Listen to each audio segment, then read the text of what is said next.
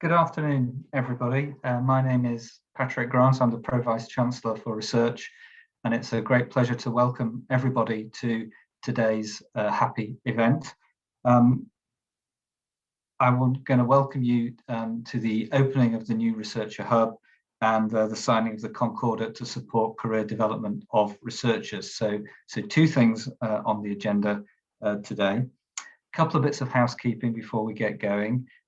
Please note the session is going to be recorded, and we'll distribute a link to that recording after the event.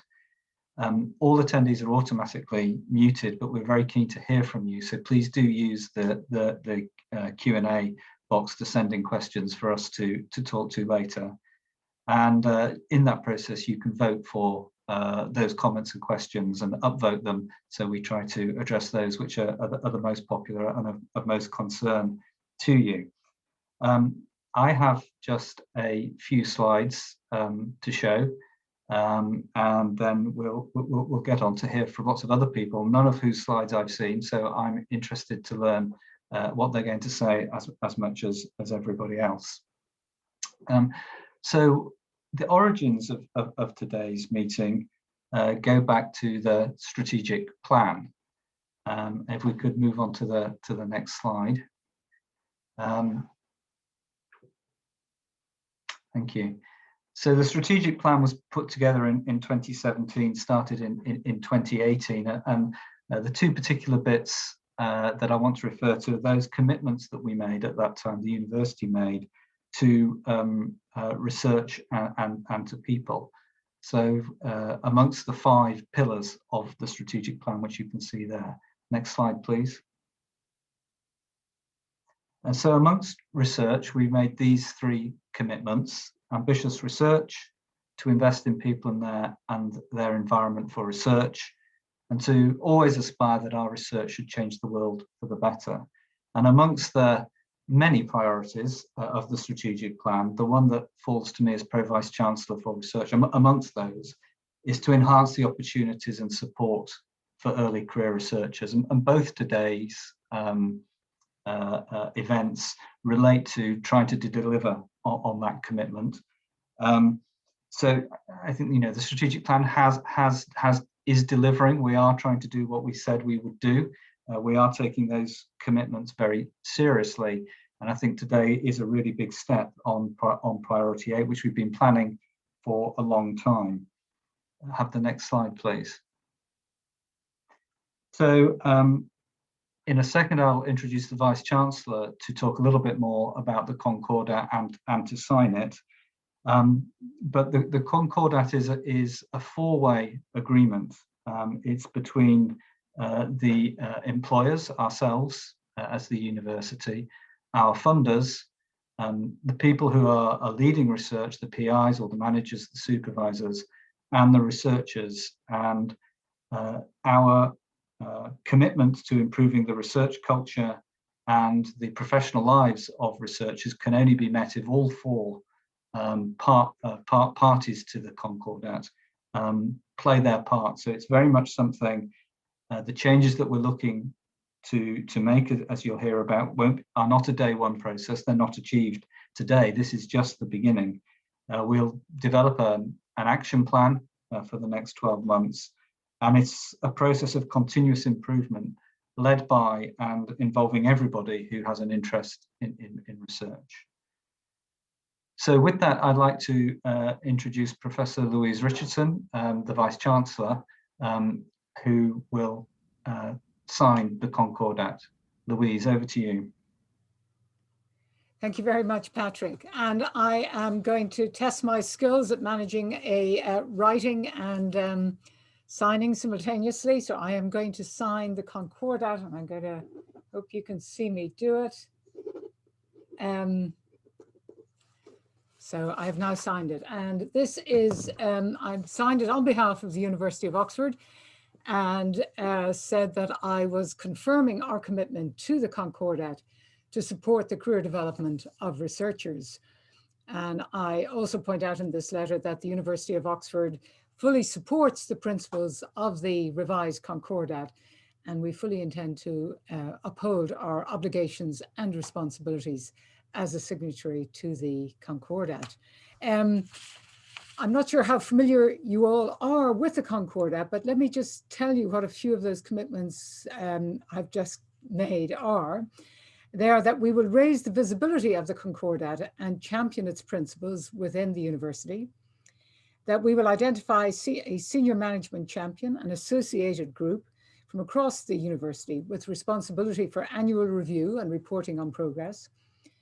We will ensure that researchers are formally represented in developing and monitoring organizational efforts to implement these principles, that we will undertake a gap analysis to compare our policies and practices against these principles, that we will draw up and publish an action plan within a year of signing the Concordat, that we will set up processes for systematically and regularly gathering the views of researchers to inform and improve our approach and to make further progress in implementing the Concordat, and that we will produce an annual report to Council, which will subsequently be made available publicly.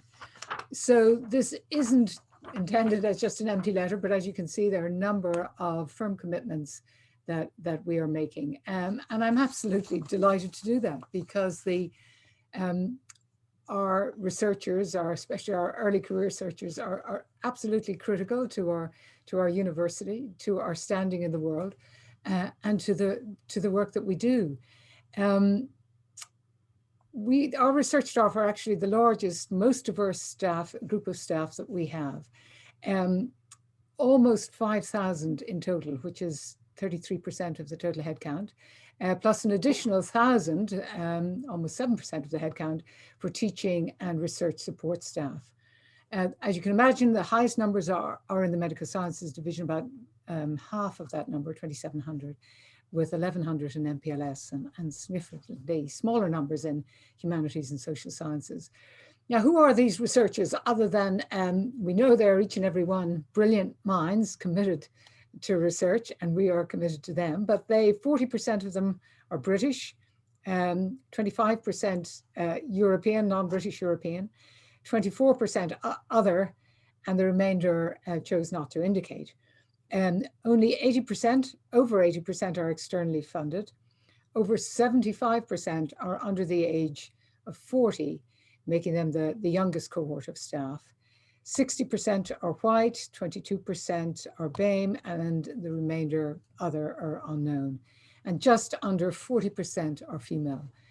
So we have a very large, very diverse, very talented group of researchers. And I think in signing this Concordat, we are just making a commitment to ensure that we provide a better environment for those researchers, the best possible environment for them, so that, or them or you, can use this time when you're at Oxford to improve your careers, to acquire new skills, ideally to land permanent jobs either here or elsewhere, but generally to enjoy the experience as well as benefiting from it while you're here.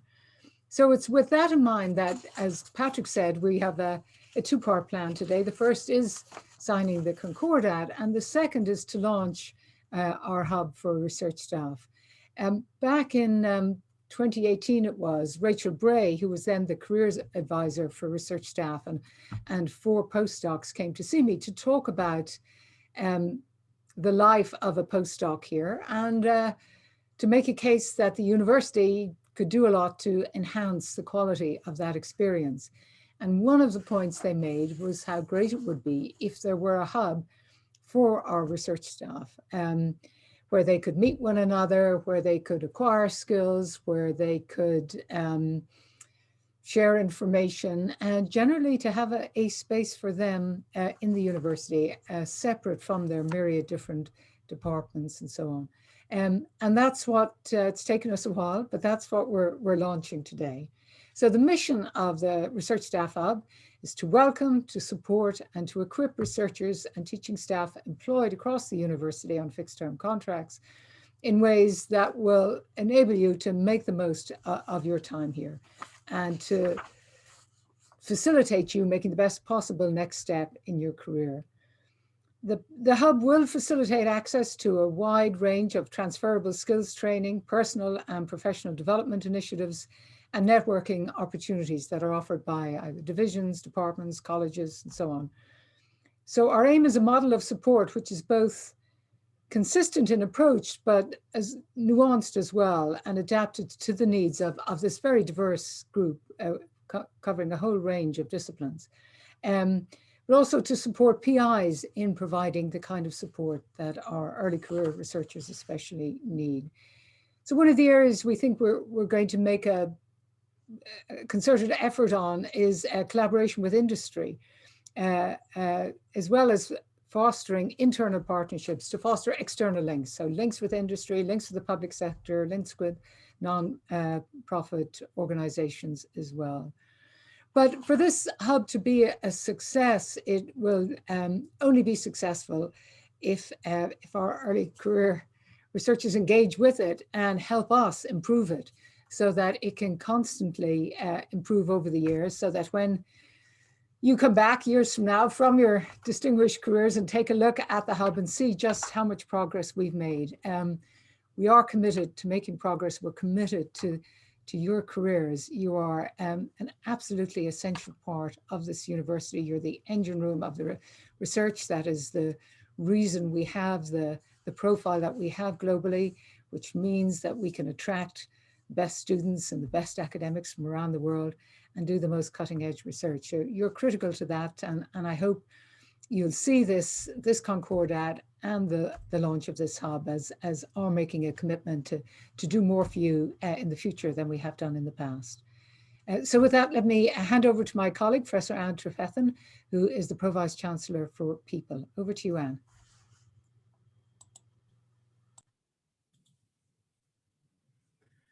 Thank you, Vice Chancellor, and thank you for setting out how important the Concordat is to us here at Oxford.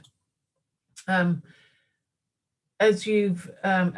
Patrick noted, this has always been within the university strategy, and you will have seen the column right next to research was people. And as the Pro-Vice Chancellor for People, I'd really like to reiterate the messages that the Vice Chancellor has just given. I think many people in describing Oxford would describe us as a world-leading research university, and that description in itself identifies the importance of our research staff. As a university, we're committed to ensuring that we're creating an enjoyable environment that's fostering inclusion and that is helping individuals to develop themselves as much as to participate in the university. And as you heard from the Vice Chancellor, research staff with around 5,000 research staff, that's a third of the staff at the university. So it's really important that we can meet our commitments to research staff if we are to meet them to the rest of staff as well.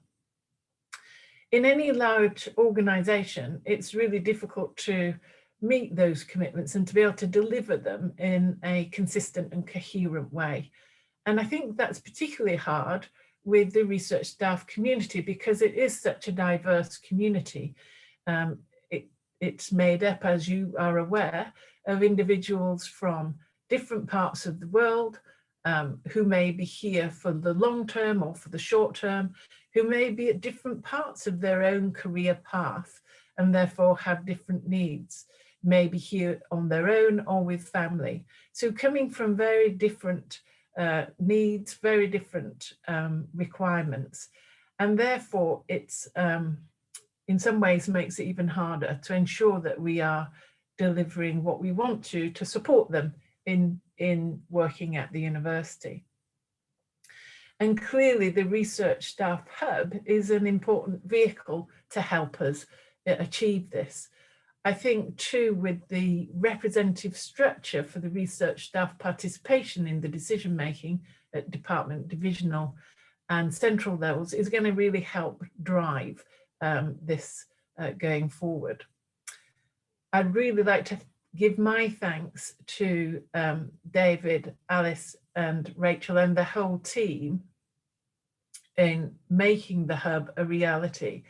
as the Vice-Chancellor noted, Rachel went to speak to her in 2018, a lot of work has gone into making it a reality, and I'm really grateful for that, because I'm certain that through its activities, we'll be able to provide the types of services that we need to provide and the support for research staff going forward, and in particular in welcoming and providing a supportive environment for new staff, for their partners and families, ensuring inductions happen, give relevant information at the right time so people can navigate the university's complexities. I think one of the things that we find in the university is that whilst our devolved structures are a massive strength, a strength that allows us to flourish and grasp opportunities and allow ideas to go forward, it's also one of our biggest weaknesses in that sometimes what should be straightforward communications can be frustratingly difficult to navigate through the system. And the Research Hub is really going to help us with that. And I think it should enhance the experience for research staff and PIs alike, as the Vice-Chancellor has noted, in particular in opening up access to what is a rich resource that we have at the university, but that I think is sometimes hidden for a lot of people. And signalling and signposting where there are resources for colleagues, I think is really going to be an important part of what happens in the hub. And I'm sure, as the Vice-Chancellor noted, providing support for both professional and personal development, and in particular in enhancing our ability to deliver annual career development reviews and the whole experience of having career path discussions, I hope is going to be a great benefit. I'm sure that I reflect too the gratitude of research leaders around the university who'll be collaborating with the hub when I say thanks to all involved. And I'm really looking forward to watching the hub as it develops in future years.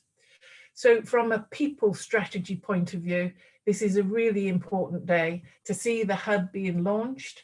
I think you can see that we are all committed to supporting it in the future. A great thanks again to David and Rachel, who have really driven this through the university system to create it and to make it a reality. It's going to be important in delivering the Concordat for the university. So thank you. With that, I'm going to hand over to Leanne and Shilpa. Leanne is Professor of Metabolic Physiology at BHF, Senior Research Fellow in the Radcliffe Department of Medicine, and Shilpa is a postdoctoral researcher in Leanne's group. And they're going to talk to you about why they're excited about the Concordat from the perspective of a PI and researcher. Thank you very much. Thank you very much, Anne. And thank you very much for the invitation for us to come and talk here today. We go.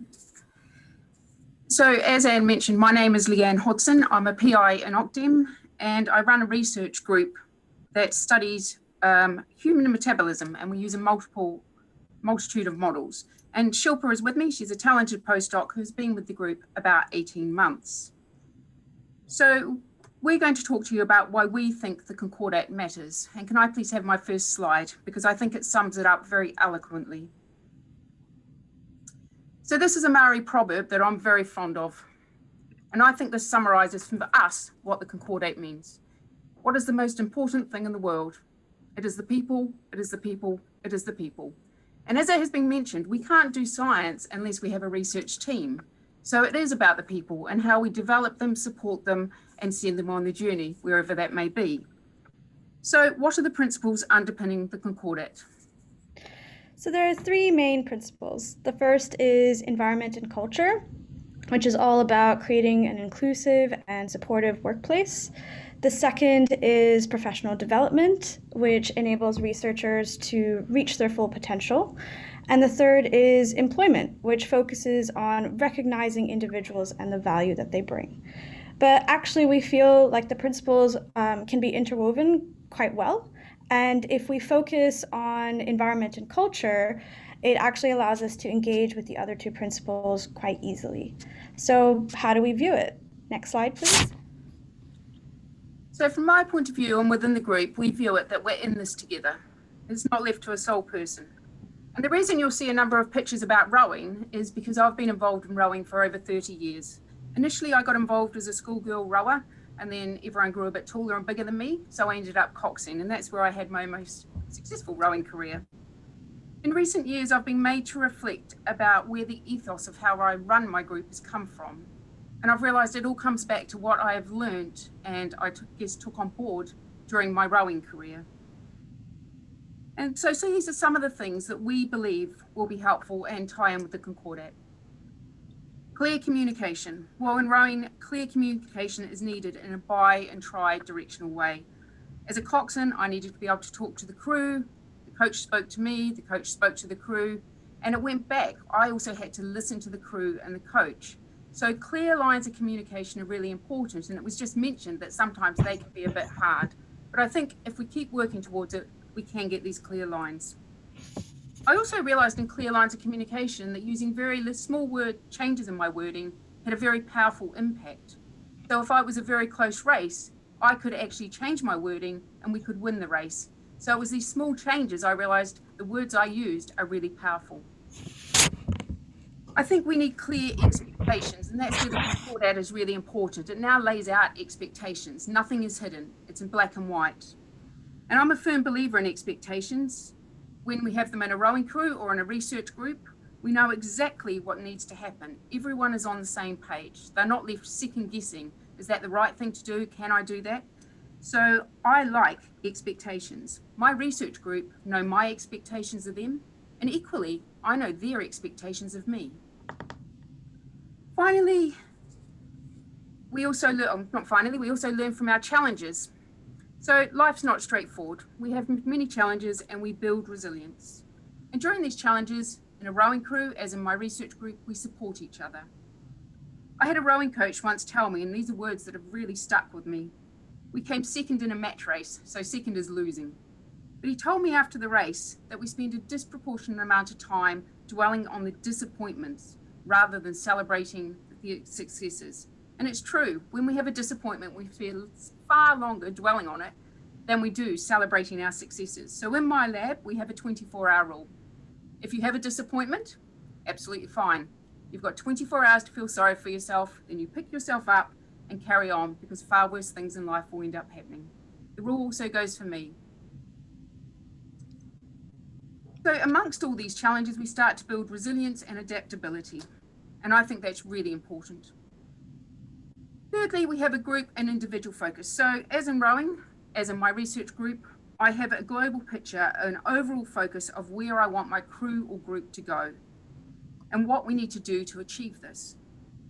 However, we have a strong focus on the individual development, because ultimately that benefits the group. As in rowing, if we upskill those rowers, it benefits the crew. Next slide, please. So individuals are ultimately unique. And here you can see our little group of 8 in the lab. And having been in the lab for the past year and a bit, I really feel that everyone has been open to the diversity of journeys that everyone has been on, and we really value what it brings back to the lab. So for example, we see Joe, who had a full career as a construction engineer before joining the lab, and we see Elsbeth, who had who completed a degree in music. Even Leanne has been quite open about not having finished high school.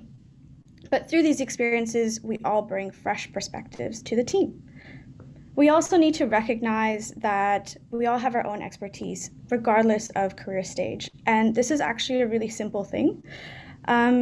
So when I first started, Leanne knew that I had a background in lipid droplets. And so when a DPhil student started working in this area, Leanne suggested that she come and talk to me for advice.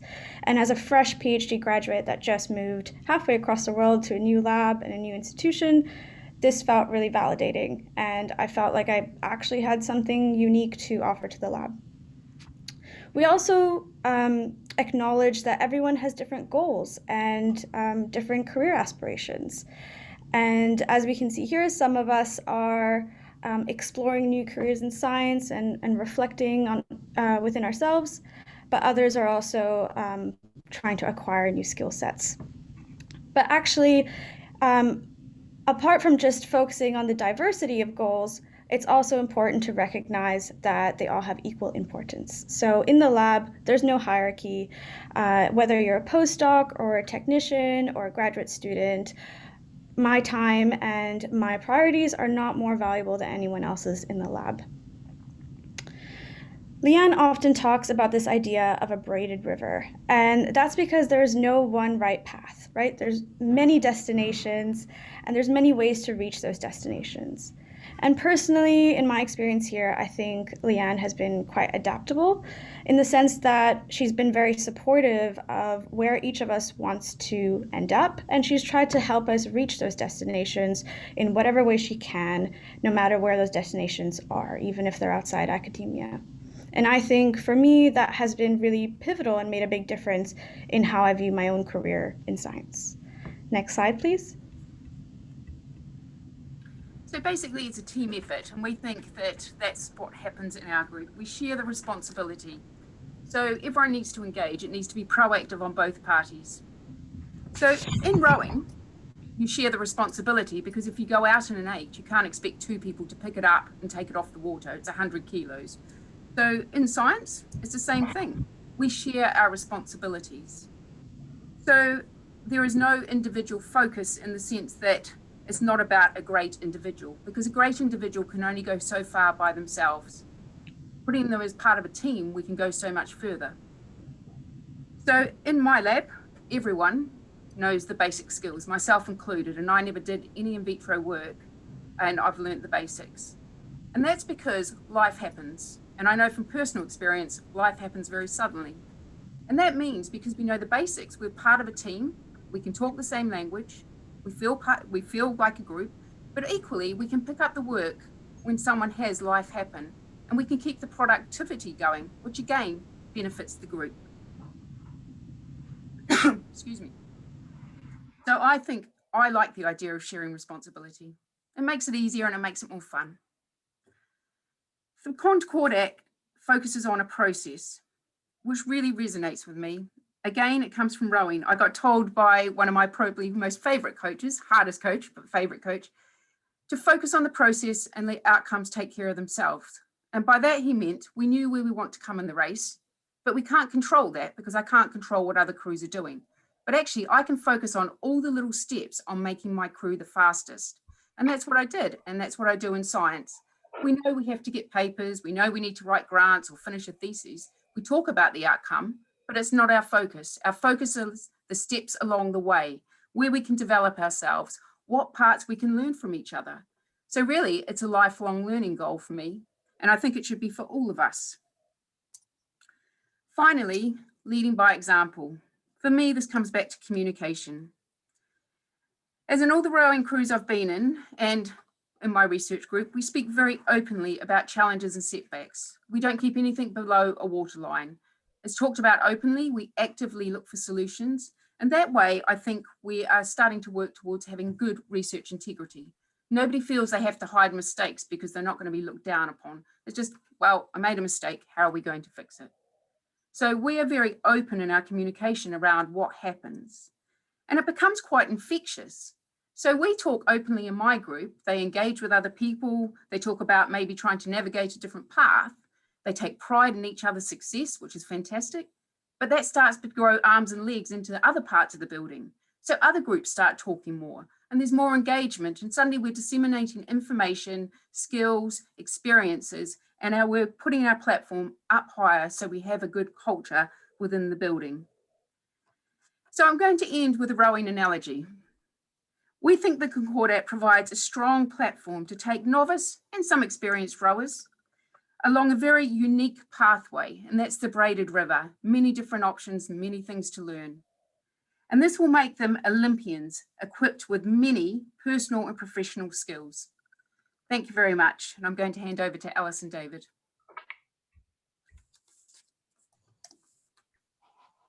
Thank you, Leanne and Shilpa. That was a really insightful and warming take on the Concordat. And I know that I really, really liked the proverb that you shared. I wonder if that could become the Hub's mission statement. ... So my name is Alice Chilver. I'm the head of People and Organisational Development, and I'm joined here by Professor David Gavigan, who is the University Advocate for Research Staff. And we are delighted to be introducing you to the Hub today. So we're going to tell you a little bit more about the Hub and what the Hub's initial priorities are going to be, and you'll see how that links to the Concordat. And then we're going to hear from Rachel Bray and some other researchers providing their take on the Hub. So the Hub is going to help to create and promote an inclusive environment and culture for research staff here at Oxford. It will welcome, nurture, equip and empower researchers so that we as a community can maximise their success whilst they're at Oxford and also after Oxford throughout their careers. To achieve any of this is going to require deep and broad engagement across all corners of the university and close partnerships outside and beyond the university too. So in collaboration with staff from across the university, we've identified 4 priority areas to get us started. And David and I are going to talk to you about these now. So the first one is about building the researcher development team and community.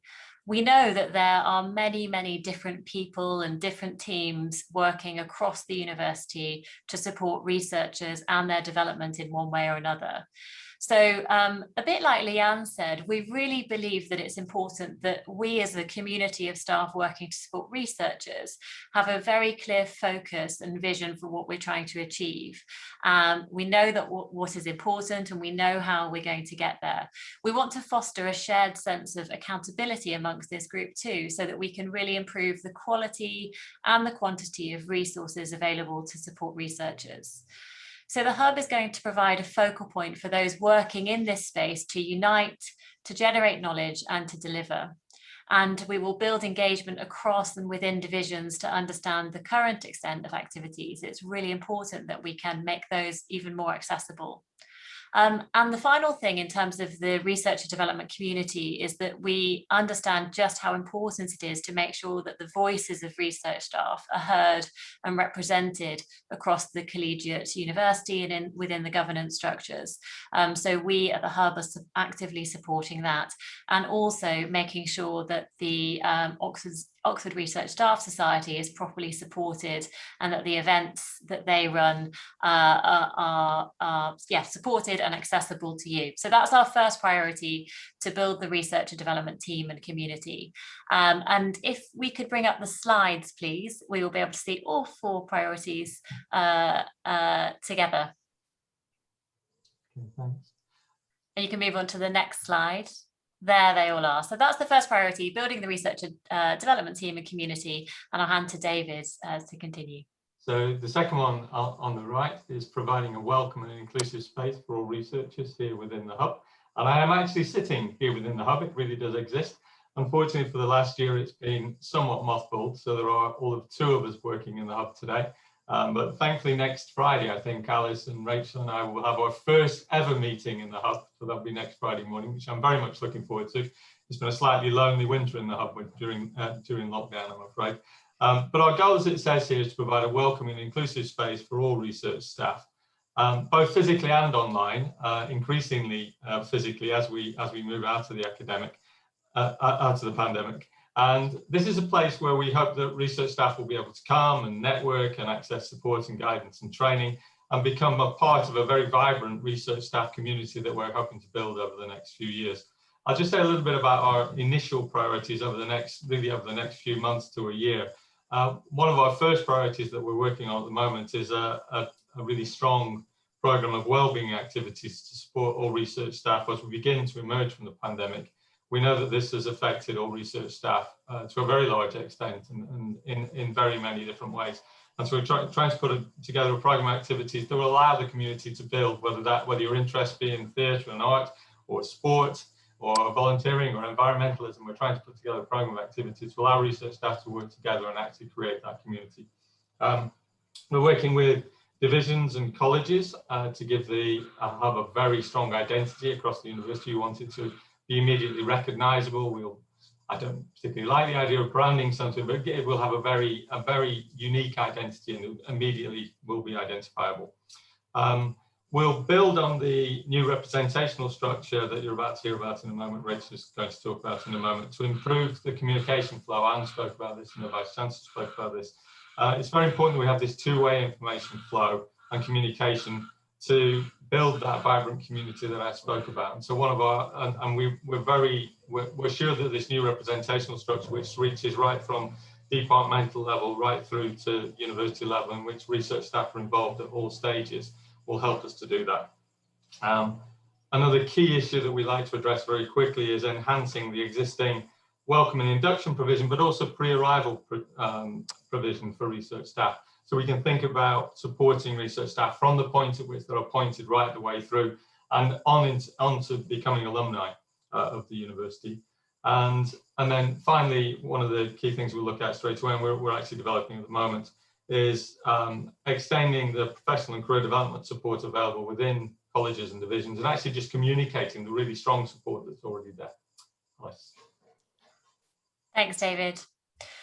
So the third key area is about career development. So we want to provide opportunities that will progress and launch researchers' careers. It's absolutely essential that the university can provide clear pathways for career progression, both within, but also, and really importantly, outside academia. We at the university must be able to manage expectations as well as provide consistent support that will enable researchers to be able to leverage their time at the university as a launchpad for the rest of their careers. I met with Stanford University, who described it as, come here to Stanford and take us for everything that we are and leave as fast as you can, which is an interesting take on it. But certainly we want to make sure that you can all make the very best and most of your time at Oxford. The priority for us is to deliver a series of activities that will provide clear opportunities and routes for your career progression. So 3 key examples of this is that we want to create a culture of openness about careers.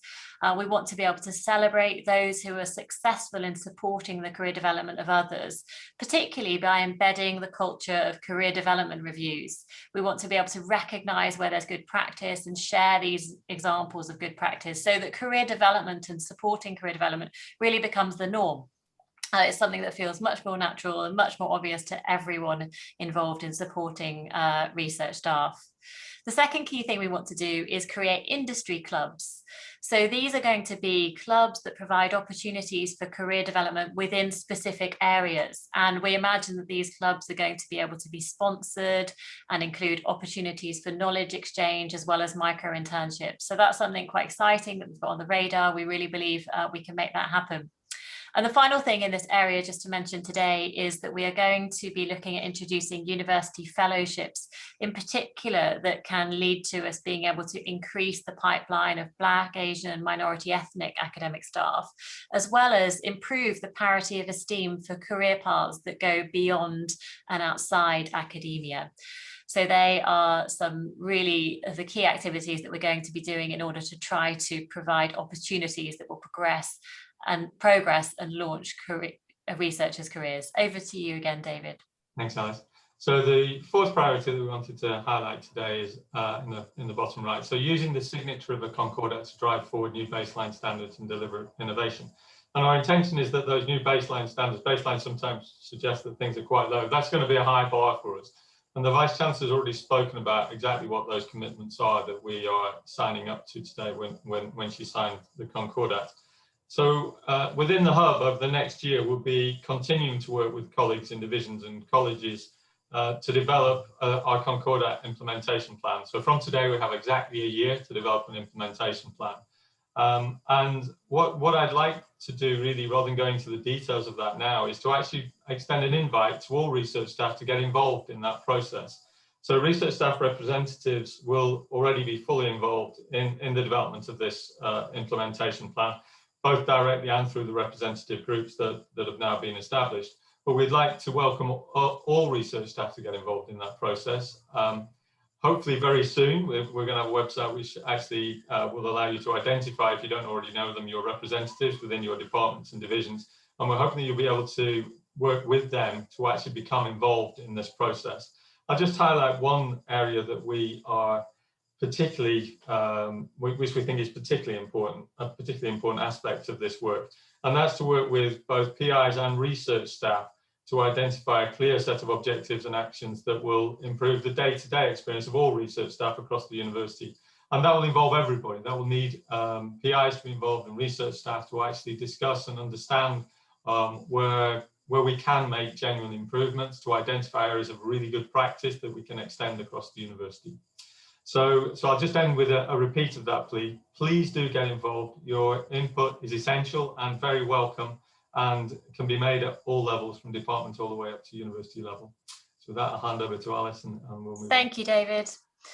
Thank you. So I'm about to hand over to Rachel, but before I do that, I just want to remind you all that there is an open Q&A available in this meeting. So hopefully you can all see a text box on your screen which says Q&A, and I just want to remind you that you're able to submit any questions. We did ask you before attending the event, when you registered, to submit questions too. So we have had a good look at all of those, and we'll be trying to our best to respond to those when we come to the Q&A. But I just wanted to also flag that there's an open Q&A box available to you now. I will now hand over to Dr. Rachel Bray. She works as the Research Staff Hub lead, and she is going to start a conversation now with a number of researchers from across the university. So thank you, Rachel, and over to you. Thanks very much, Alice, and thanks everyone for being with us today. It's a very exciting day for us, as you've heard, and it's an absolute delight for me to be in this role, working very closely with Alice and David. And I come to it after 5 great years as a careers advisor, specialising in research careers at the Oxford University Careers Service. I've also been told that it's helpful to know that I'm a researcher too. I work on poverty, and as a social scientist, as a research affiliate and associate in the Department for Social Policy and Intervention, and with global institutional partners in the policy space. So just a little bit about me in the sense of why I'm here and why I care about it. I arrived in Oxford from Cape Town for a fixed-term research contract, unsure about where my future would lie, whether it was going to be in academia, a blended kind of career in policy and academia, or quite what. And it took me a while to build community. Even though I was coming home, it didn't feel immediately like home. And I soon discovered ways in which I needed to reach out beyond the particular area of my research and my department, as supportive and encouraging as that department was. So let me introduce as well, very briefly, my lovely team members, Hub team. We are 6, and I'm delighted to have such fantastic colleagues. Anjali, Linda, Samir, Anne, and Suha, do switch on your cameras and just give a quick wave, because it'd be lovely for everybody to be able to recognize you. And please pop onto gallery view if you can't see them and you only see me. So we will be working together to support you in the ways that Alice and David have outlined, and you're about to hear from us. And we'll share details shortly as to how you can meet us in the immediate term. For this part of the event, as Alice said, we've got 4 research staff joining us today to share their vision on what the Research Staff Hub can mean for them. And I'm particularly delighted that they're joining us. In inviting these particular colleagues, I was very conscious of the fact that the research staff experience at Oxford can be very different. It varies hugely. Many folk here work independently or in very small teams, and their experience is quite different to that Shilpa and Leanne shared. So we've got some diversity in.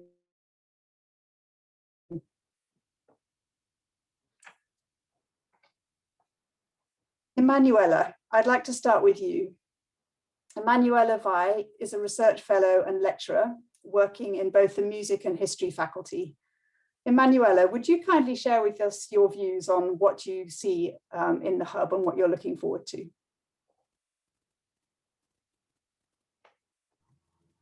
Thank you very much, Rachel, for the invite. I am delighted to be here today. So in my role as humanities and college representative, I'm particularly looking forward to the hub building a wider and more unified and interconnected community. This is very important to us. An inclusive, fair and supportive environment for researchers of all affiliations, whether to a department or faculty or to a college. So from our perspective, the hub will be really a fundamental platform for cross-disciplinary collaborations and research development beyond the horizon of departments and faculties. And in particular, from a research perspective, the hub will be a key platform for building new networks and for supporting researchers from across career stages, from early career researchers to PI. This is also a very important element for us. And the hub will also allow us to magnify the voice of the humanities research staff from our perspective, of course, but also the sciences, and through the representative structure. And I think we could have a slide here to show what I'm talking about. So this representative structure will be very important for us, and this will support the staff who take on new roles, allowing for more effective representational impact across the university. And it will also enable us ground up activities on areas of collective interest, facilitating community building. So lastly, because I know we don't have much time, but we will have time to Q&A, what I look forward to from our perspectives is to the hub providing a space beyond the silos of colleges, faculties and departments, offering an additional space, both virtual, but of course very soon also physical, in which researcher may find a sense of belonging and access additional support outside of the college or faculty structure. And here we have the structure I was talking about. So in my case, and I wear a number of different hats across the university. So I'm both the humanities representative, which means that I represent research staff from the humanities on the committee. And I'm also representative for all research staff employed by colleges. So just to finish, the hub, in my view, will consolidate important links across the university, develop events and improve communication, which is a key element for us, as well as improve, of course, the provision of well-being and mental health support. So that's it from me. Thank you, Rachel. Thank you very much, Emanuela. That's really great to hear all those enthusiasms. Just while we've got the slide here, it's maybe helpful to see that, as Emanuela pointed out, that in this the bottom part of the slide, you can see we have the four divisions, the colleges and OXRSS. So research staff fora exist there at each of the division levels, comprising of the reps from the different departments and faculties. And then representatives from those groups also sit on those three central committees that you can see at the triangle in the middle there. In fact, the research staff consultation group comprises research staff only, and their voice is also represented through research staff reps in the other committees. And then there are research staff representatives in the three top committees as well. So the point here is that there are research staff all the way through the architecture of the university decision-making, and that you as research staff members can share your views and perspectives and opinions through your reps. And my strong encouragement would be to find out who your rep is if you don't already know. And at the end of this session, we'll share an email through which you can ask us about who your rep is if that's something you'd like to do. So as we can see on the right here, the hub's role is to facilitate the good and effective working of this system, to enable you to partner us in making the changes that we're talking about today. And my vision here is very much one of partnership and collaboration. That's the way I work as a social scientist, and it's the way I found to work as a as a professional facilitator as well.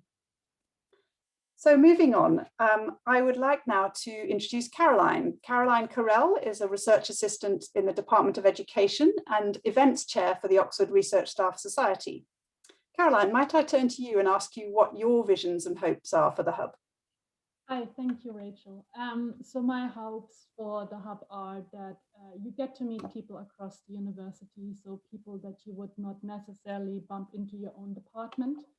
Coming from the event side, I would hope that the Hub could host events that would facilitate that. So one idea would be that there could be monthly themed socials, so that researchers could meet under more informal backgrounds, but also an event series where researchers can come together for brainstorming sessions to generate new ideas or collaborations would be really great, I think. I think that would really facilitate and nurture interdisciplinary networks between, for example, humanities and math sciences. So that's my very brief point on that. Thank you. I really like those ideas, and thank you for bringing those to us. I think they are ideas that we can take forward in conversation with fellow researchers across the departments and faculties through the structure we've just been looking at, and with OXRSS as well. Thank you. I'm now delighted to introduce Roger Nascimento, who is a postdoc in the Nuffield Department of Medicine and also serves on the Race Equality Task Force. Roger, may I talk to you about what your thoughts are on the Hub's role going forward on the basis of your experience here in Oxford as a researcher? Thank you. Yes, I welcome this initiative, and I have just 3 points I would like to share. The first is I can see the Hub working with cohorts of research staff, early career research, and even professional staff who are developing research. Why is that? So for example, in my case, I come from a historically excluded group. And when I was hired, there were others like me, but scattered across the university. So the Hub can be precisely that point of encounter and of visibility to foster that inclusive culture we want at Oxford. And also, the idea of a cohort is because we can identify specific needs, also opportunities and challenges. So the idea that everyone who, for example, was hired during COVID restrictions are going to have specific experience and needs than those who have been hired before. Yeah. So another aspect is looking at the big picture.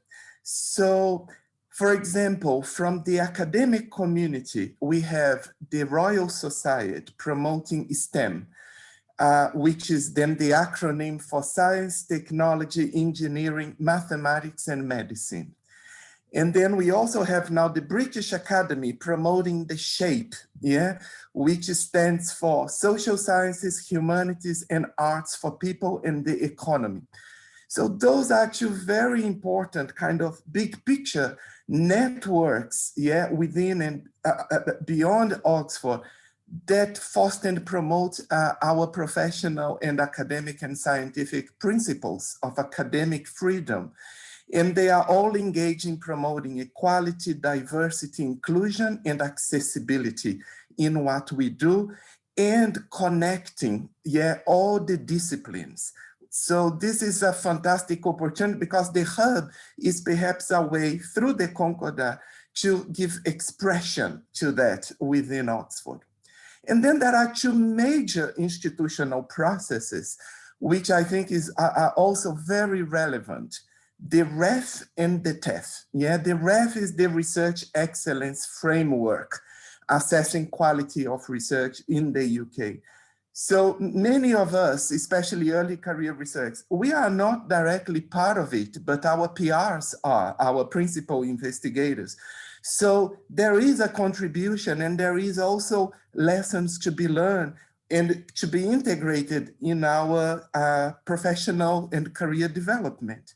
And the TEF, yeah, so the Teaching Excellence and the Student Outcomes Framework, TEF, encouraging development of teaching in England. So many of us are involved in teaching or contributing to teaching, and that would definitely also be two special elements through the hub that we can be learning about and thinking creatively about how we can foster that as well, not only individually, but collectively. So I just want to congratulate everyone involved in this initiative and definitely welcome it. Yeah, thank you. Thank you, Roger. That's brilliant. I think those ideas are fantastic. And yeah, we will work with you going forward and think about how we can take those forward. Thank you. And last but absolutely by no means least, given all that you do in this space, Gwilym. Gwilym Rowlands is a James Martin Fellow in Zoology and chair of the Research Staff Consultation Group and one of the co-chairs of the Oxford Research Staff Society. So in brief, Gwilym, what do you feel that your thoughts are on what the hub can most usefully do? Well, I don't know about most usefully, because I think it's got a very broad portfolio of things that I hope the hub will do. I guess I could say that one of the things that I hope the hub will achieve is much better and more timely signposting. You know, my experience is that there's a lot on offer at Oxford, and it's often sort of quite dispersed and hard to access, perhaps. So understanding where things are that can help you when you arrive at relevant points in your development and contract period, for me is quite important. When you are new to Oxford, particularly if you're also sort of new to the UK, I think there are, you know, it's quite a challenging environment to set up in.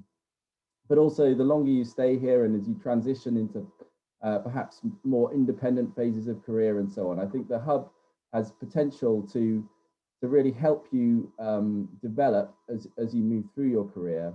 And you know, something that I've experienced, for example, it took me a while to really engage with the careers service and realize that actually meeting with a careers advisor was something that was very useful to me.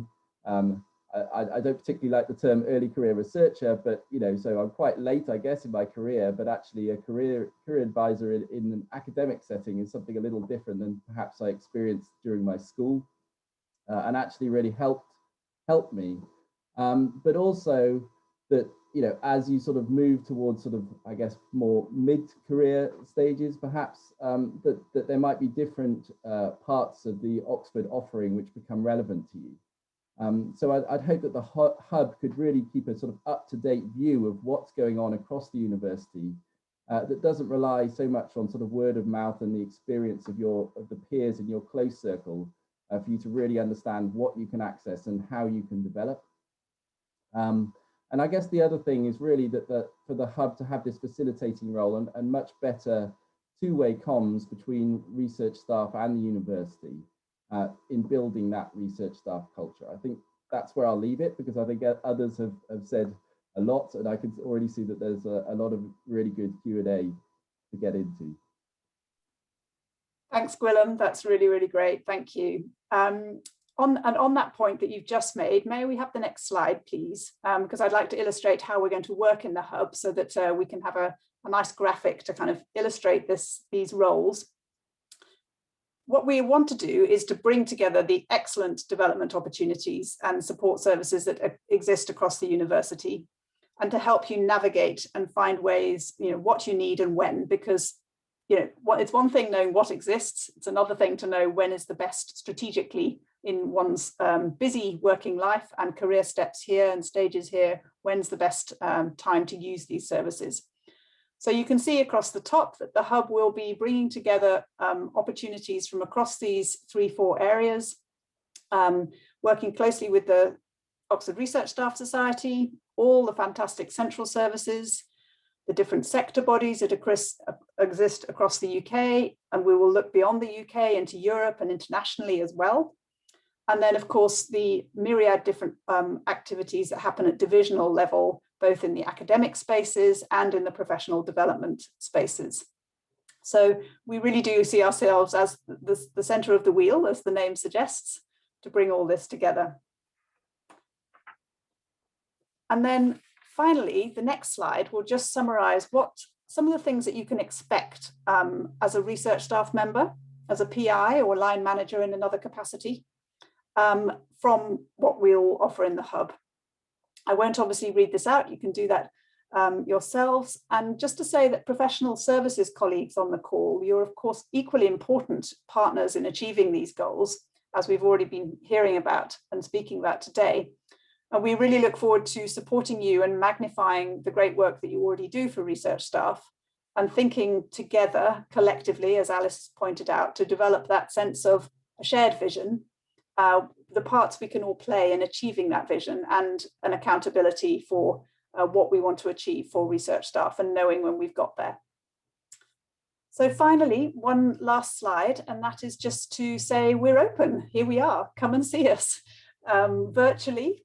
The first open office will be tomorrow with me, 11:30 to 12:30. So if you fancy just coming along and saying hi, I'd love to learn about you and your research. Drop an email to that address and then we can forward you the link. And keep a lookout for when we'll be physically in the space that David just was sharing about. It's in Keble Road, so that's nice and central near the university parks. And we look forward to welcoming you there in due course. Good. Well, I think at this point is a good opportunity to hand back to Alice and to start our Q&A, slightly ahead of schedule, which is always good.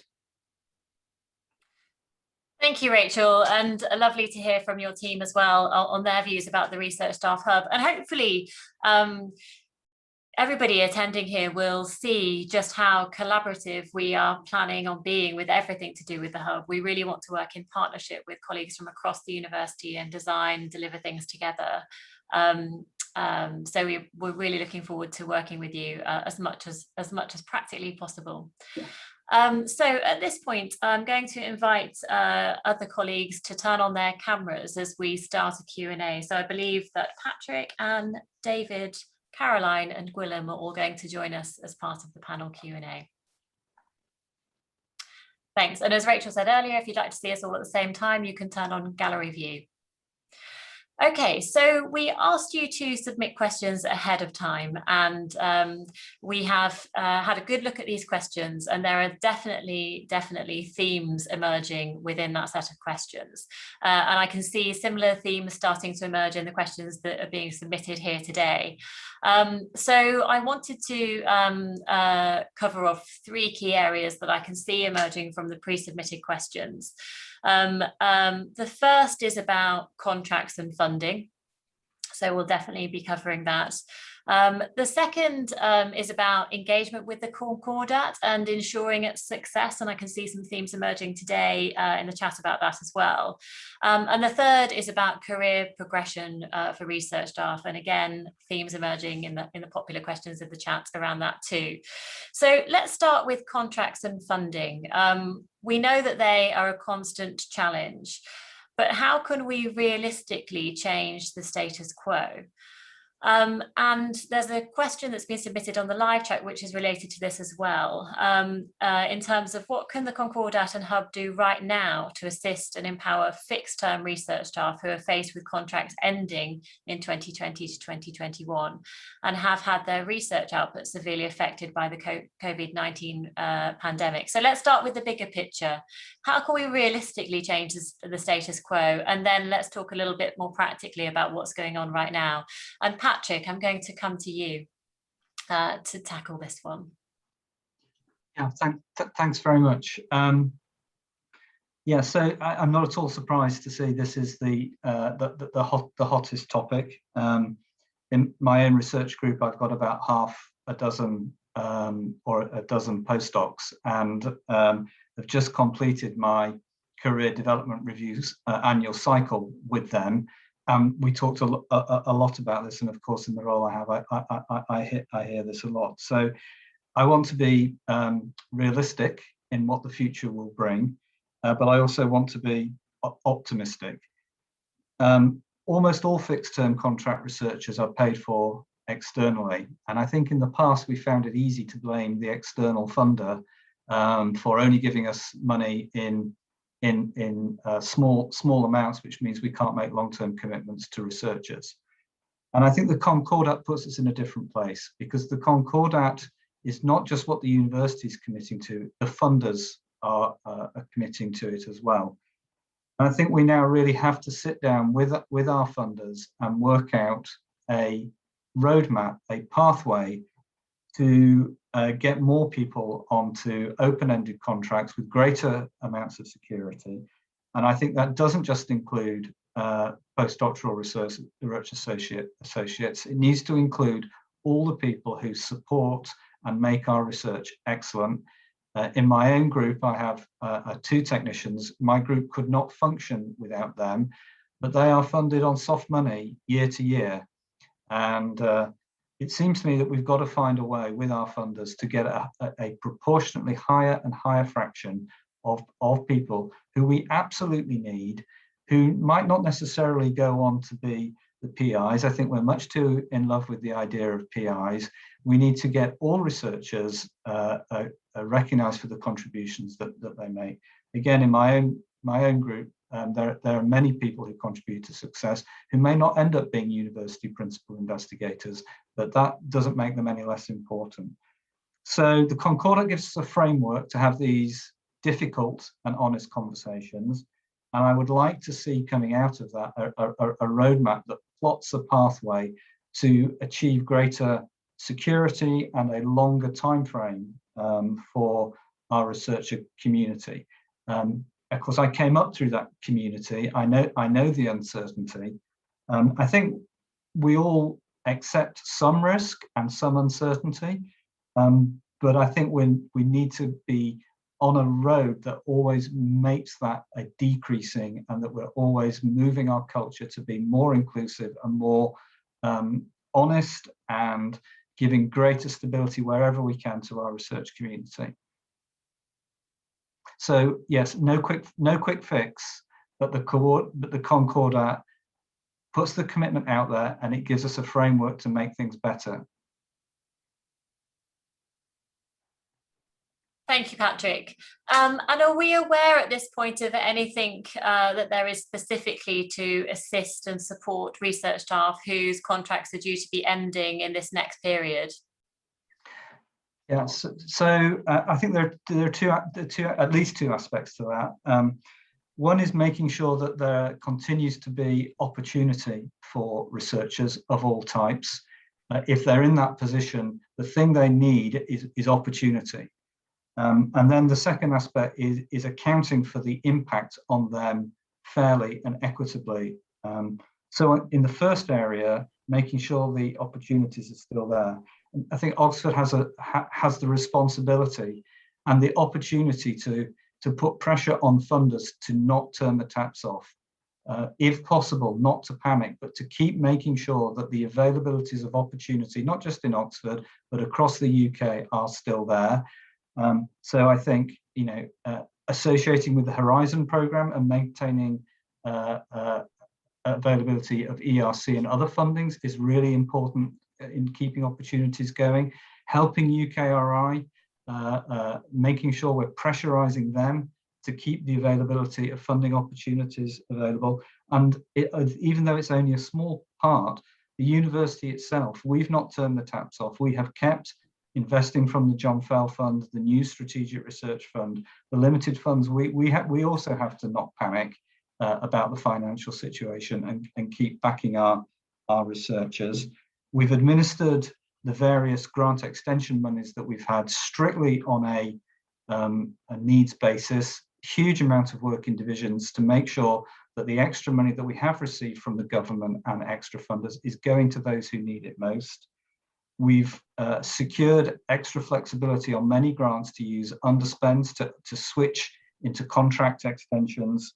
And we've established the COVID Rebuilding Research Momentum Fund using our own funds internally, again, targeted on those people who are most affected. I should also say that the grant activity in the university, the hundreds of principal investigators who put in the grants that lead to the opportunities, our activity is actually up in the pandemic. So again, I think our staff of all types are doing the best to make sure we're continuing to win those opportunities for our staff. And the grant award activity is also up. So although it is a very challenging funding environment and may well get harder, we are doing everything we can to maintain the opportunity. And then, sorry, just to finish on the accounting for the effects fairly, when it comes to job applications and assessing candidates, we have made some changes, but I do accept we probably need to look harder and to make sure we have a uniform policy that is understood across the university to account for the effects of the pandemic on research staff at Fairley. Thanks, Alice. Thank you, Patrick. So let's talk now about career progression. This was a big theme that emerged in the pre-submitted questions. And I was going to ask Rachel to talk a bit about how the Hub can specifically support career progression for research staff. And I want to invite other members of the panel to also chime in because I know that there are lots of ideas that we will have collectively. And before I just hand over to the panel, I just want to also highlight this question in the chat, which is entirely related. So the question is, what can the Hub do to help support staff who want to remain career postdocs? Not all postdocs want to run their own labs, but want to stay in the current lab as long-term senior postdocs. These people are not supported by the motto of take what you can from the university and leave fast, but they offer a very valuable lab memory to support the PI and all new students and junior postdocs. So let's talk about career progression, and let's also try and answer that question at the same time. Rachel, I'll come to you first and then invite other members of the panel to add their thoughts. Sure, thanks so much, Alice, and thanks for the great questions, everyone who's contributing those and up-thumbing them. So career progression, always a challenge. There's lots of opportunity and there's also lots of decisions to make along the way. I see the three key stages, and I'm going to describe those and where the Hub can support you in that. The first is around knowing yourself. Knowing ourselves is something that for some of us becomes, is quite a nice and sort of natural thing to sort of look inwards. Others of us, we struggle a bit with that, or we deprioritize it. And I would suggest that with the opportunity of annual career development reviews and the careers advisor appointments, conversations with colleagues, with peers, and also particular programs like career design and development offered by the Careers Service, which is a supported process based on design-based thinking, where you can actually think about what's been working well for you so far and why, and where might those aspects of your positive and rewarding career experience be taken onward within academia and or beyond. So for example, if you are someone like the person who's put the question in, you want to stay as a postdoc, think about what it is in your bag of assets, that sack that you carry. We all carry them on our backs and we very rarely look inside and actually have a look what exists there. And do you know what's there, and are you articulating it to others? So how best to represent your skill sets and your expertise? That was the first area I wanted to talk about. And the Hub will be a signpost and an encourager in that environment. The second area was meeting other people or having sight of others through whom you can test out next steps. The design-based analogy is prototyping. So what might it be like to be in this position or that position? And some of those as researchers are quite obvious because we see our senior colleagues go into those positions. Others are less obvious and maybe on the edge of our horizons of our vision. And we need a little bit of a prompt or an introduction to go and have that conversation. So that's something that in terms of the braided river analogy that Shilpa and Leanne used, we need to look at the other tributaries, the other aspects of where our research expertise might add value to questions being asked. So there are lots of ways in which we as the Hub can facilitate great examples of this that have started. So the portfolio of career profiles of former postdocs that exists, that's run by a team of research staff through the Careers Service, researchcareers.org, is an example of a research staff initiated project, and more of those I'm sure can come to fruition. The third area is about investing time in the right kind of professional development, not that there's right or wrong, but right for you of that particular area, to act as a really firm stepping stone. And I think making visible experience like Willem just shared about, well, I hadn't realized that doing this would actually be quite pivotal in my thinking about my career until I actually did it. And there's all sorts of examples, be they entrepreneurship related opportunities or public engagement, policy through the Open Oxford Policy Engagement Network. So we in the Hub want to just signal a few of these so that you can get a flavour of what's out there and choose accordingly. Thanks, Rachel. Thanks, Rachel. A plethora of ideas. Gwilym. Sorry, I just wanted to add on to that. So I think it's important also to realise that we're not just talking about postdocs. So actually that research staff is a very broad definition under who comes under that. And also something I think that is a challenge to the university, I guess, but also perhaps to the broader culture really is the, if we take postdoc as an example, you know, that can cover you from 1 year out of PhD to 20 years post PhD in some cases. So the need really for words which sort of recognize career progression is also important, so that, you know, you can show that you're progressing and you can also have something to aspire to, which isn't perhaps the PI role or whatever it may be. I think it's quite important that we think about what the stepping stones are. Thanks, Gwilym. David. Thanks, Alice. So just some practical things that we're doing. We are very aware of this area. In particular, the questioner is talking about long-term research staff. And as Patrick said, we're very aware that these researchers are often the linchpin in groups, and that we are very keen to look at new ways of supporting them in the longer term. Some other institutions have already looked at this in some detail and have some initial programs in place to actually try and support research who are in this position and who they want to support in the longer term. So with the Medical Sciences Division, we've already had some really good meetings with senior management at Glasgow University who have the concept of a staff scientist. And we're also aware, we've also looked at initiatives in Sheffield and UCL and in other places. And this is one of the things we want to really build on over the next particular year, now that we've got the hub up and running and we've got staff to look at these issues. It's particularly pressing in medical sciences, not only because they are half of the university's research staff, but also there are external drivers in this area from Wellcome Trust and other funders.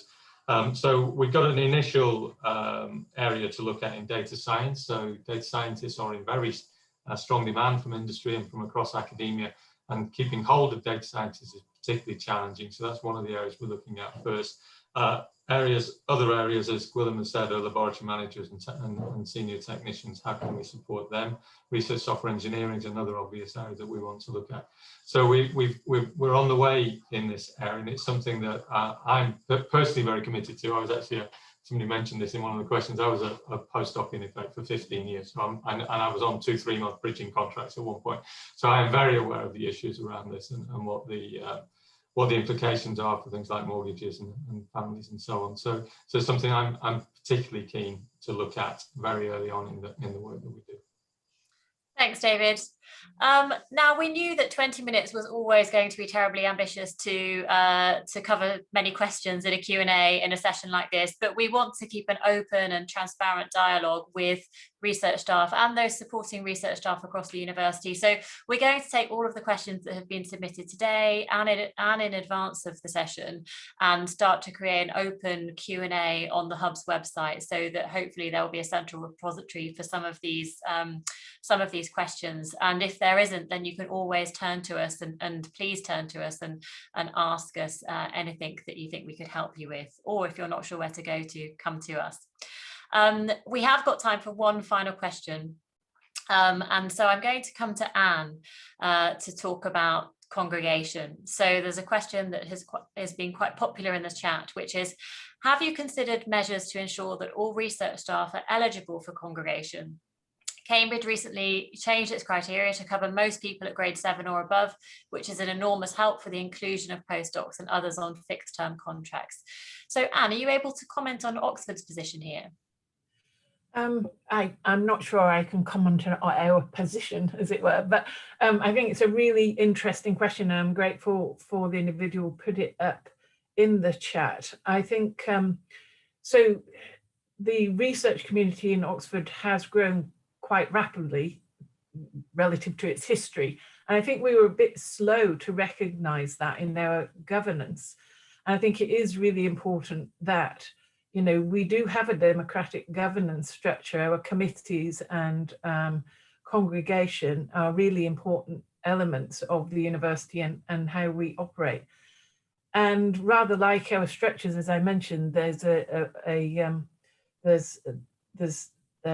positive side to that and a negative side. I think some colleagues think our committee structures slow things down, but actually also incredibly positive side that they do have the effect of a strong governance system, and I think ensure that we make the right decisions. And I think one thing that you will have seen in the last few years is we have been catching up on this, and we do now have, as you saw on the chart earlier, early career researchers, sorry, Gwilym, that we use that term, early career researchers on the university committees, and indeed now have a representative at council. And I think that is reflecting the need to ensure that we have colleagues around the table where these decisions are being made. I don't think that we have asked ourselves the question around extension of membership of congregation. As I say, I hadn't been aware that Cambridge had done that, but I think it is a timely question to ask. So I can't say we have a position on it, but I do think it is a question we should take forward, recognising that, as we've already said, research staff are a third of the population of the university staff. So certainly something that I and colleagues, and I am a member of council, will take forward. So thanks for that. Thank you, Anne. That's really helpful. Okay, so unfortunately, that's all we have time for in the Q&A. But like I said, please do visit our website, because we will be publishing responses to as many questions as we possibly can. And it won't just be next week, it will be on an ongoing basis. We will be updating that. But other than that, please do just get in touch with us. So thank you to those that had joined me for the Q&A panel. And I'll invite you to turn your cameras off now as I hand over to Patrick to close the event. Thanks, Alice, and can I thank you for hosting and flipping between all the different speakers so brilliantly. Very much appreciated. To all our speakers and presenters, thank you. Lots of different perspectives representing the diversity of our community, and it was great to hear from you.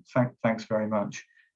And I think the hub and the Concordat, the two things we talked about today, provide a focus and some impetus for things that the university needs to be doing anyway.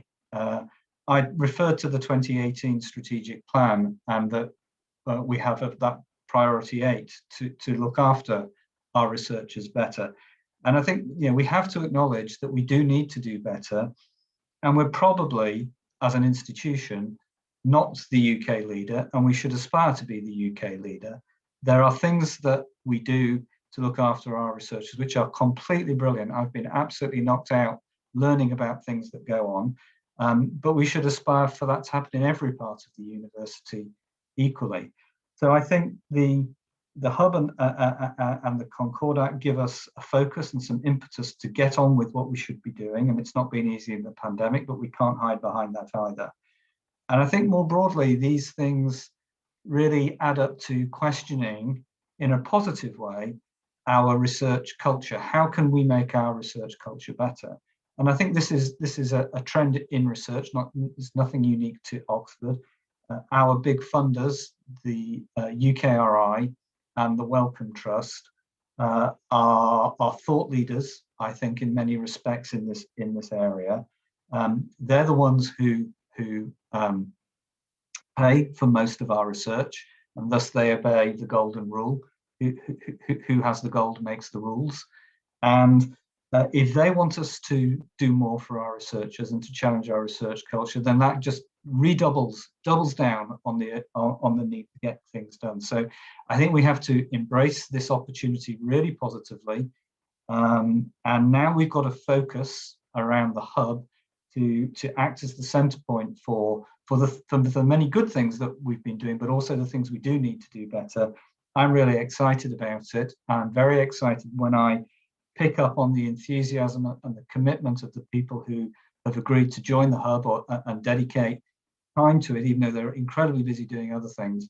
I think we've got a fantastic team, but it is the communities hub. It is the researcher hub, broadly defined, not just postdocs, but everyone who contributes to our research excellence. And we've somehow, it won't be easy, but we've got to make this a shared program around the hub. And I'm really grateful for all those people who have helped to push it on. And let's get on with the job of really building a fantastic research culture where researchers in the UK will say Oxford is the place to be. We've got a long way to go, but it should be really exciting. And I'm sure together we can do it. So thanks very much. Thanks to all the speakers once again. And of course, we're happy to hear from you via the hub, through the representational structure or otherwise. And our challenge will be to keep communicating with you, because that's a real challenge in our structure. But hopefully the hub will allow us to do that better than we have done before. So thanks very much, everybody. I see it's 26 minutes past, so we've gained 4 minutes in our day. So thanks very much and goodbye.